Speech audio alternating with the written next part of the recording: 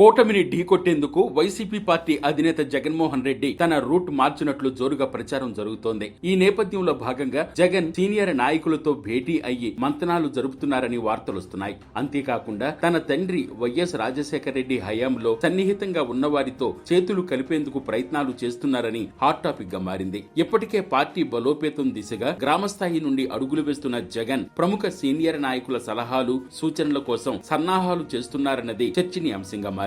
గతంలో వైఎస్ఆర్ కు అత్యంత సన్నిహితంగా ఉన్న కేవీపీతో జగన్ భేటీ అయ్యారని గుసగుసలు వినిపిస్తున్నాయి. అయితే చెన్నైలో వివాహానికి హాజరైన జగన్ కేవీపీతో సంభాషించడమే కాకుండా బెంగళూరులో వీరిద్దరూ రాజకీయ పరంగా చర్చించేందుకు భేటీ అయ్యారన్న టాక్ గట్టిగా వినిపిస్తోంది. మరోవైపు మాజీ ఎంపీ ఉండవల్లి అరుణ్ కుమార్ సలహాలు, సూచనలతో రాజకీయంగా ముందుకు వెళ్లేందుకు భారీగా ప్లాన్ చేస్తున్నారని తెలుస్తోంది. ఒక విధంగా చెప్పాలంటే కూటమి ప్రభుత్వంపై ఉండవల్లి చేస్తున్న వ్యాఖ్యలు వైసీపీ పార్టీకి సపోర్టుగానే ఉంటాయని చెప్పవచ్చు. దాంతో ఉండవల్లి సూచనల మేరకు నడుచుకునేందుకు జగన్ ప్లాన్ చేస్తున్నారని పలువురు అభిప్రాయపడుతున్నారు. కాంగ్రెస్ పార్టీ సీనియర్ నాయకులైన కేవీపీ, ఉండవల్లితో జగన్ చేస్తున్న మంతనాలు కాంగ్రెస్ పార్టీలో చేరేందుక లేక వైసీపీ పార్టీని బలోపేతం చేసేందుక అన్నది చర్చకు దారితీసింది. నిజానికి కూటమి ప్రభుత్వం అధికారంలోకి వచ్చాక కొంతమంది వైసీపీ నాయకులు ఇతర పార్టీల్లో చేరిపోగా మరికొందరు సైలెంట్ గానే ఉండిపోయారు. ఇప్పుడిప్పుడే ఆ నాయకులంతా వైసీపీ పార్టీలోకి చేరడానికి ప్రయత్నాలు చేస్తుండటంతో